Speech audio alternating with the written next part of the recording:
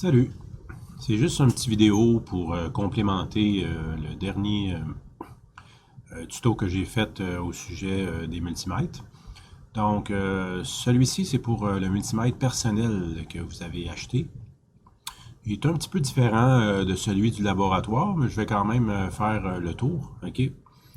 Donc, vous avez encore une fois les mêmes fonctionnalités, donc c'est-à-dire l'affichage, quelques fonctions ici plus avancées, le sélecteur et la connectique. OK? Donc, première chose que vous allez noter, c'est que la connectique n'est pas identifiée avec des couleurs. Donc, il va vraiment falloir faire attention. OK?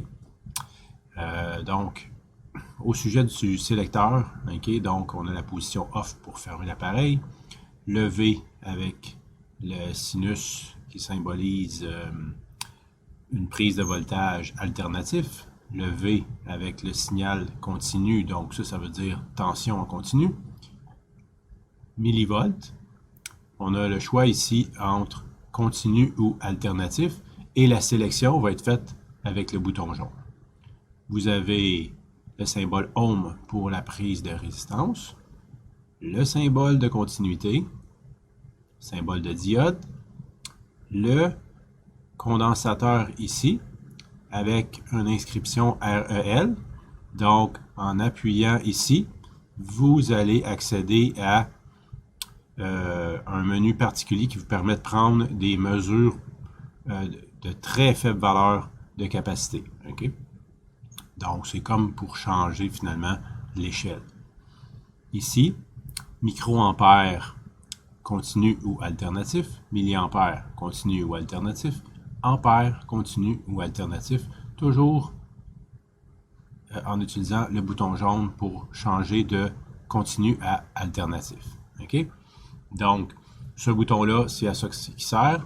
Le bouton ici, il sert à mémoriser la dernière valeur, c'est-à-dire à geler l'écran, ou à allumer le backlight de l'affichage. Donc, c'est quand on appuie suffisamment longtemps, on allume finalement le backlight. Pour ce qui est de la connectique ici, okay, ça ressemble vraiment au Fluke, c'est-à-dire qu'à droite, okay, vous avez toutes les fonctions qui sont ici. Donc, volt, ohm, milliampères, microampères, diode, condensateur et continuité. Ça va être dans ce bornier-là qu'il va falloir mettre le fil rouge. Le fil noir va toujours être dans le milieu. Donc, si vous en rappelez, donc, avec le Fluke, le fil noir était dans le milieu. Ici aussi, le fil noir est dans le milieu. Donc, le fil noir, souvent, on l'appelle le commun. Donc, c'est la même chose pour ici. À gauche, ça va servir uniquement pour les grosses échelles de courant. Donc, c'est l'échelle de 0 à 10 ampères. Donc, c'est ici qu'on viendrait mettre le fil rouge pour mesurer du courant. Et à ce moment-là, il faudrait que la roulette soit ici, à cette position-là.